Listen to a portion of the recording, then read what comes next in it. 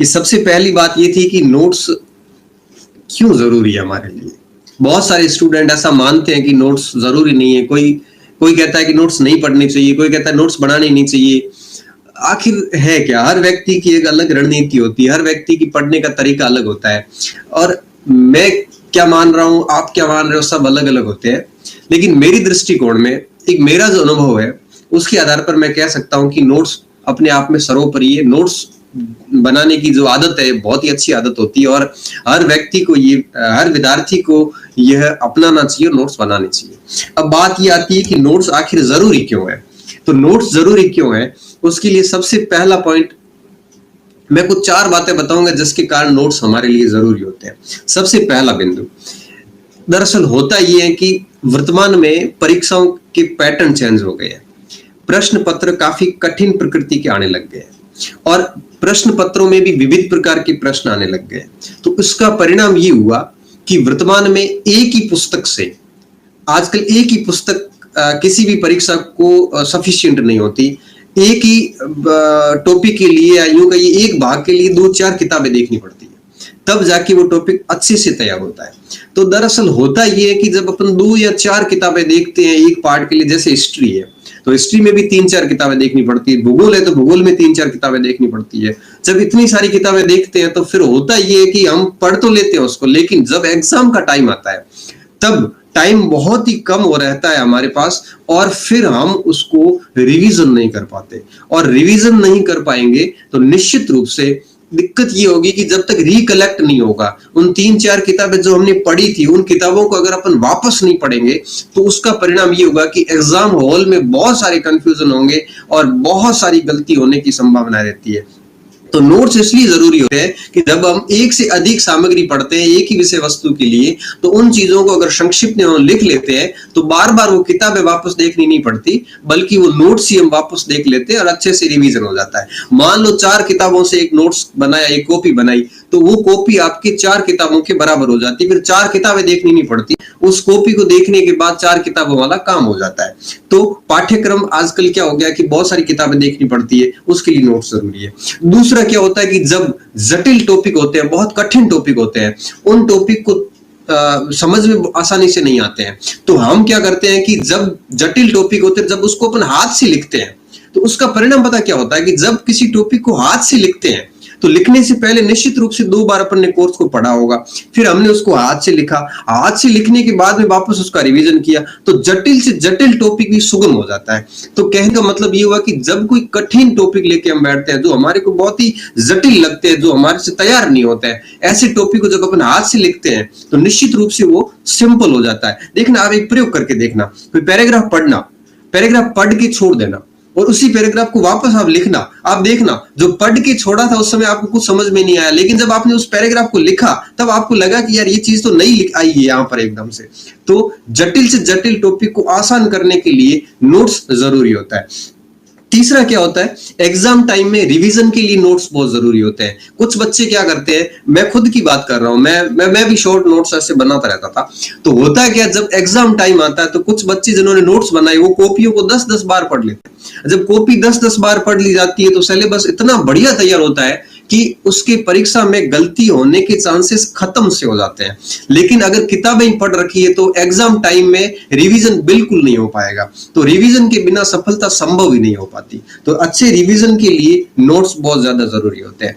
चौथा, नोट्स क्यों जरूरी है, जो औसत विद्यार्थी होते हैं, जिनको याद थोड़ा कम होता है, कोई बहुत जीनियस नहीं है, औसत विद्यार्थी हमारे जैसे, मेरे जैसे, आपके जैसे औसत विद्यार्थी है, उसको याद नहीं होता, तो उनके लिए नोट्स जरूरी होते हैं। जो लिख लिख के याद करते हैं अच्छी तरीके से याद हो जाता है। तो ऐसे कुछ कारण है जिसकी वजह से नोट्स हमारे लिए जरूरी होते हैं। अब बात ये आती है कि नोट्स कहां जरूरी नहीं है। ये चीज भी बहुत ही इंपॉर्टेंट है, इसको ध्यान से सुनना कि नोट्स कहां जरूरी नहीं है।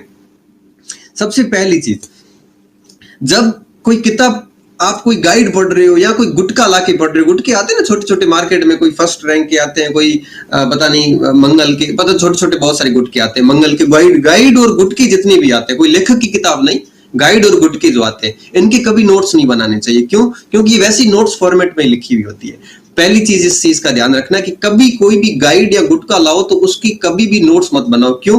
क्योंकि वो नोट्स फॉर्मेट में ही होता है, उसको लिखने की आवश्यकता नहीं है। दूसरी चीज, बहुत ही जीनियस हो आप, अगर आपको लग रहा है आपको एक बार में दो बार में पढ़ने से बढ़िया तरीके से याद हो रहा है, आपको देखने की जरूरत ही नहीं है, एक्स्ट्रा ऑर्डिनरी स्टूडेंट है आप, तो भी आपको नोट्स की आवश्यकता महसूस नहीं करता। क्यों? क्योंकि आप इतने जीनियस है कि आपको सब कुछ याद हो रहा है। जब सब कुछ याद होता है तो फिर नोट्स बनाने की आवश्यकता नहीं है। सामान्य विद्यार्थी है तो नोट्स बनाने चाहिए। आपका जो पसंदीदा विषय है, जैसे आपको कोई ऐसा विषय, जैसे मेरा पसंदीदा विषय जैसे इतिहास है या कोई ज्योग्राफी मुझे अच्छी लगती है, आपका पसंदीदा विषय जो आपको एक बार पढ़ने में याद हो जाता है, जो आपको बिल्कुल मस्तिष्क में बैठ जाता है, ऐसे विषय पर भी अगर आप नोट्स नहीं बनाते हो तो चल जाता है। तो पसंदीदा विषय पर भी नोट्स नहीं बनाएंगे तो भी चलेगा। मतलब क्या हुआ? मतलब ये हुआ कि सबसे पहली चीज, गाइड गुटकों के नोट्स नहीं बनाने। दूसरी चीज, अगर आप बहुत जीनियस है तो नोट्स नहीं बनाने। तीसरी बात, अगर आपका कोई पसंदीदा विषय है, किसी हर व्यक्ति का एक पसंदीदा विषय जरूर होता है, हर विद्यार्थी एक पसंदीदा विषय रखता है, ऐसे विषय के नोट्स नहीं बनाने हैं, जरूरी नहीं है। क्यों? क्योंकि पसंदीदा विषय वैसे ही याद हो रहा है तो नोट्स बनाने की आवश्यकता नहीं है। इसके अलावा सबसे महत्वपूर्ण बात कि अगर परीक्षा नजदीक आ गई, मतलब 2 या 3 महीने रहे हैं, तो जब 2 या 3 महीने रहते हैं ना, उस समय आप नोट्स बनाने छोड़ दो। 2 नहीं 3 महीने में कहूंगा। नोट्स की प्रक्रिया एग्जाम के 3 महीने पहले पूरी हो जानी चाहिए, ताकि उन 3 महीनों में नोट्स को आप बार बार रिवीजन कर सको। तो इस चीज का विशेष तौर पे ध्यान रखो कि नोट्स तभी बनाए जब एग्जाम से 3 महीने पहले तक जितने नोट्स बने हैं उसको वही खत्म कीजिए, उसके बाद वापस अपनी पढ़ाई स्टार्ट कीजिए।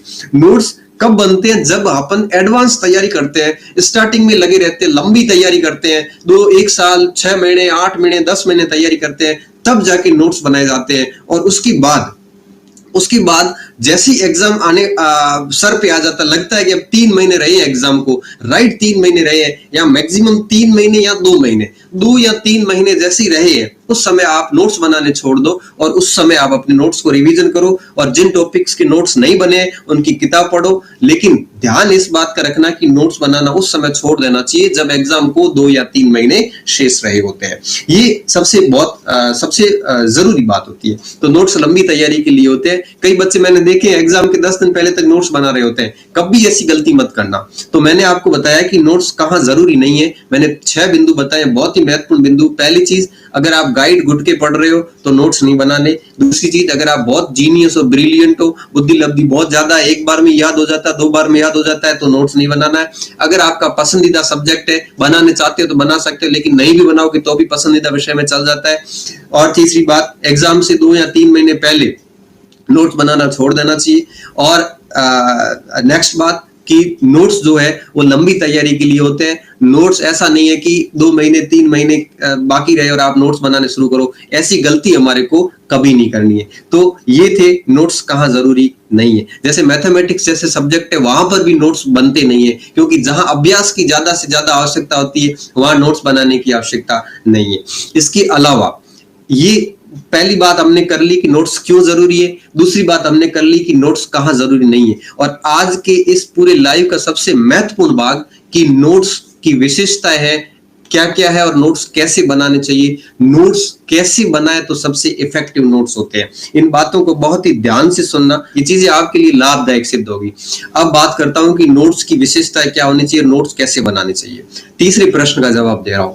सबसे पहली चीज, नोट्स संक्षिप्त होने चाहिए। संक्षिप्त का क्या मतलब है? संक्षिप्त का मतलब ये होता है कि जैसे आप कोई पैराग्राफ पढ़ रहे हो, जैसे मान लो कि आप महाराणा प्रताप के बारे में पढ़ रहे हो, उनका पहला पैरा जीवन परिचय आया वो पढ़ रहे हो, तो जब भी आप कोई नोट्स बनाना शुरू करते हो तो सबसे पहली चीज ये ध्यान रखना कि जो टॉपिक आपने पढ़ा है उस टॉपिक को कम से कम 2 से 3 बार जब आप पढ़ते हो, जब 2 से 3 बार पढ़ते हो उसके बाद आपको पता चलता है कि इसमें लिखना क्या है, इसमें छोड़ना क्या है। आप कभी भी जब पहली बार आपने किताब उठाई और आपने सीधे नोट्स बनाने शुरू कर दिए, कभी नोट्स सक्सेस नहीं होंगे। सबसे पहला काम ये कीजिए कि कम से कम आप अपना एक बार सिलेबस बढ़िया तरीके से पूरा कीजिए, उसके बाद दूसरी बार फिर सिलेबस कीजिए। कम से कम आप 2 बार सिलेबस पूरा कर लेते हो, उसके बाद आप तीसरी बार लिखना शुरू करोगे, तब जाके अच्छे से नोट्स बनेंगे। इस बात का विशेष तौर पर ध्यान रखना। आपने एक चीज नोट की होगी, मैंने भी की और आपने भी की होगी, कि जब हमने एक बार एक पाठ पढ़ा उस समय हमारे को बहुत सारी चीजें दिखी ही नहीं, लेकिन जैसे ही हमने दूसरी बार पाठ पढ़ा तब हमारे को कुछ नई चीजें दिखी उसी पाठ में से, जो पाठ हमने कुछ दिन पहले पढ़ा था, और जब हमने दूसरी बार पढ़ा तो कुछ चीजें नई हमारे सामने आई, और जैसे ही वो पाठ तीसरी बार पढ़ेंगे तो कुछ और नई चीजें उसमें से आएगी। तब हमारे को लगेगा कि यार मैंने पहले 2 बार पढ़ा, वो उस समय मेरे को क्यों चीज नहीं दिखी, तीसरी बार वो चीज सामने आएगी। जितनी बार किताब को आप बार बार पढ़ोगे उतनी बार नई नई चीजें आपके सामने आती रहेगी, आपको एहसास होगा कि वास्तव में अब किताब का निचोड़ निकल रहा है। और जब लास्ट इस तरह से 2 या 3 बार किताब के ऊपर से होके गुजरते हो, अब आपको लगता है कि किताबें 2-3 बार कर लिए, उसके बाद नोट्स शुरू होते हैं, और नोट्स हमेशा संक्षिप्त होना चाहिए। ये इसकी पहली विशेषता। संक्षिप्त का मतलब ये होता है कोई तिथि छोड़नी नहीं है, सारी लिखनी है। कोई व्यक्ति, अगर किसी शख्स का कोई योगदान है तो वो छोड़ना नहीं, वो पूरा लिखना है। अगर कोई किसी चीज की टॉपिक की विशेषताएं आ रही है तो विशेषताएं हेडिंग के रूप में लिख लेनी है। जैसे आप विश्व युद्ध पढ़ रहे हो, या फिर आप जैसे 1857 की क्रांति पढ़ रहे हो, क्रांति के कारण पढ़ रहे हो, तो कारणों में जैसे आपने जैसे मान लो सामाजिक कारण लिखे तो सामाजिक कारण हेडिंग दे दो, उसके अंदर पॉइंट ही लिख लो कि विभिन्न प्रकार की भारतीय रीति रिवाजों, कुप्रथाओं को रोकने का अंग्रेजों का प्रयास, ऐसे करके उसके पीछे सन लिख लो। मतलब ये हुआ कि हेडिंग लिखनी है, उसमें कोई सन महत्वपूर्ण है तो लिखना है। किसी व्यक्ति का योगदान, जैसे राजा राम मोहन राय पढ़ रहे हैं, उसके बाद राधा नगर लिख लो, बंगाल लिख लिया, माता पिता का नाम हो गया, उसके बाद सीधा आ जाओ उनके कार्य क्या क्या रहे, उसके बाद उनके कार्यों को बांट दो कि साहित्य में क्या कार्य किया, समाज सुधार में क्या कार्य किया, उन्होंने पत्र पत्रिकाएं कौन कौन सी प्रकाशित की, ऐसे 4-5 भाग बनाकर उनके शॉर्ट में नाम और उनका वर्ष, ऐसी बिल्कुल संक्षिप्त में होना चाहिए। तो नोट्स हमेशा संक्षिप्त में होने चाहिए, ये चीज ध्यान रखनी है। दूसरी बात, नोट्स हमेशा सार गर्भित होने चाहिए। सार गर्भित का क्या मतलब है? सार गर्भित का ये मतलब है कि जिस पाठ को आप पढ़ रहे हो, उस पाठ को जैसे आपने नोट्स के रूप में 2-3 पन्नों में लिख लिया, उसके बाद उस पाठ को वापस पढ़ने की जरूरत नहीं होनी चाहिए, उस पाठ को वापस पढ़ने की नौबत नहीं आनी चाहिए, फिर उस नोट्स को बार बार रिवाइज करना चाहिए। मतलब ये हुआ कि आपका नोट्स इतना पूर्ण होना चाहिए कि उस नोट्स को पढ़ने के बाद आपको एहसास ही नहीं हो, आपको महसूस ही नहीं हो, आपको जरूरत ही नहीं हो कि वापस उस किताब को मैं देखूं।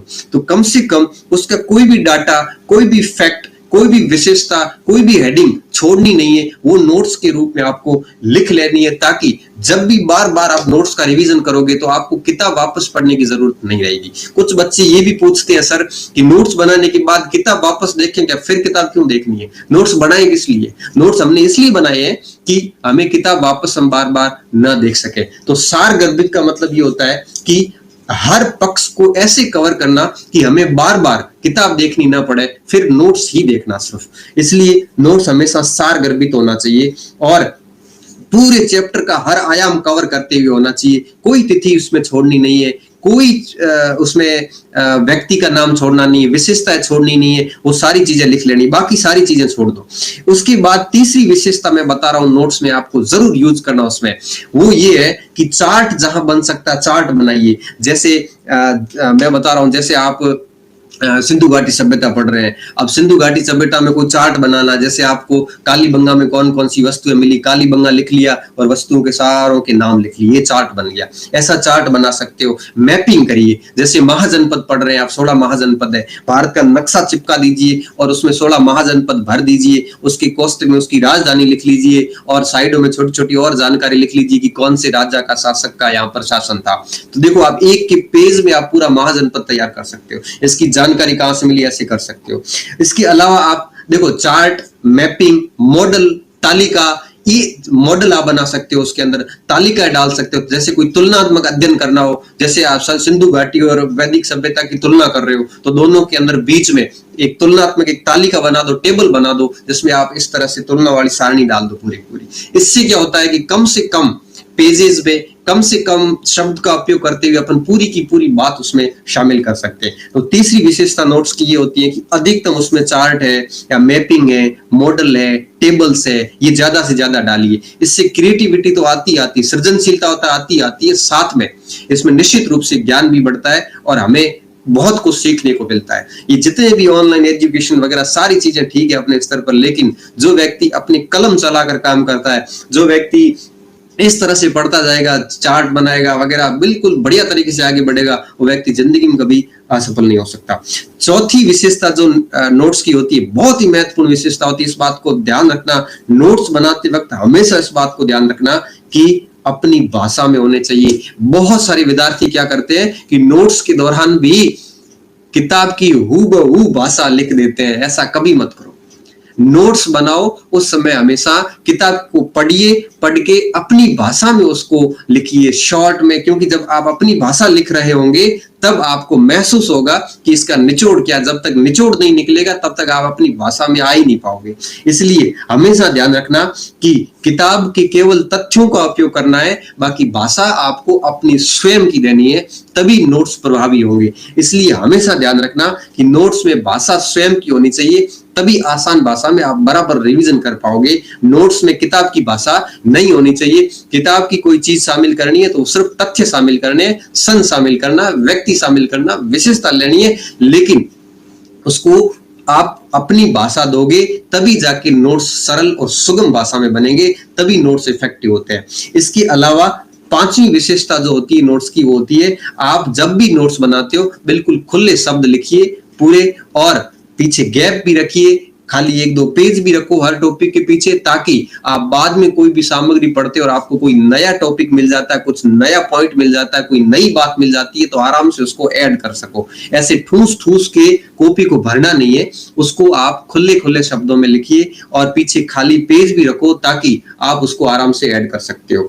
इसके अलावा सबसे महत्वपूर्ण बात ये कि जब भी नोट्स बनाते, मैंने कई बच्चों के नोट्स देखे, स्टूडेंट के नोट्स देखे हैं, जो क्या करते हैं कि नोट्स में 5-5 पेन यूज करते हैं, इसके अलावा 5-5 पेन यूज कर लेते हैं, इतनी राइटिंग जमा जमा के लिखते हैं, समय व्यर्थ करते हैं। आप ऐसे मत करो।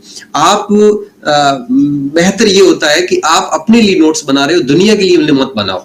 आप दिखाने के लिए नोट्स मत बनाओ, आप दुनिया को बेचने के लिए नोट्स मत बनाओ। आप नोट्स अपनी परीक्षा में अपने को पास होने के लिए बना रहे हो। तो आप जैसे भी लिखो, आप रफ नोट्स भी बना सकते हैं, आप फेयर करते हैं एक पेन में अच्छे से बना सकते हैं। आप दिखाने के लिए मत काम करो। तो आप जब भी नोट्स बनाते हो आप अपने लिए बना रहे हो। जो चीजें बहुत ही सामान्य चीजें आपको बहुत अच्छे से पता है वो भले मत लिखिए उसमें। नोट्स में वो सारी चीजें लिखनी जो आपको नहीं आ रही हो, ये बात विशेष तौर पर ध्यान रखना। तो टॉपिक को इस हिसाब से बांट दो कि कोई भी चीज छूटनी नहीं चाहिए, और फिर उसको शॉर्ट में बना दो। तो इस प्रकार से नोट्स बनाए जाते हैं। पहली चीज संक्षिप्त होनी चाहिए, दूसरी चीज सारगर्भित होनी चाहिए, तीसरा चार्ट, मैपिंग, मॉडल उपयोग में लाए जाने चाहिए। अब चौथा अपनी भाषा में होनी चाहिए, किताब की हूबहू भाषा नहीं डालनी है। पांचवा खुले शब्दों में पेज वगैरह खुले पीछे रखने चाहिए। छठी चीज क्या होती है कि नोट्स हमेशा अपने लिए बनाए, कुछ दुनिया के लिए नहीं बनाने, इसलिए इतना जमा जमा के 5-5 पेन यूज करने की आवश्यकता नहीं होती है। तो इस टाइप से अगर आप शॉर्ट नोट्स बनाते हो, और नोट्स ऐसे बनाने हैं कि आपको फिर बार किताब नहीं देखनी पड़े। जैसे आप 6ठी 7वीं 8वीं की पढ़ रहे हो, तो आप जनरली होता क्या है कि जैसी छोटी बेसिक नॉलेज होता है, तो बेसिक नॉलेज के लिए आप नोट्स बना सकते हो। एडवांस पढ़ रहे, जैसे कोई लक्ष्मीकांत पढ़ रहा है, तो लक्ष्मीकांत के नोट्स नहीं बनाए जा सकते। क्यों? क्योंकि उसका हर बिंदु ही महत्वपूर्ण है। तो ऐसी चीजों को भी आप नोट्स बनाने बचिए। तो ये सारी चीजें नोट्स के बारे में थी। मैंने 3 चीजों को कवर किया है कि क्यों जरूरी है, कहां जरूरी नहीं है, और नोट्स बनाए तो कैसे बनाए। उम्मीद कर रहा हूं कि यह नोट्स बनाने वाला ये वीडियो आपके फायदेमंद होगा।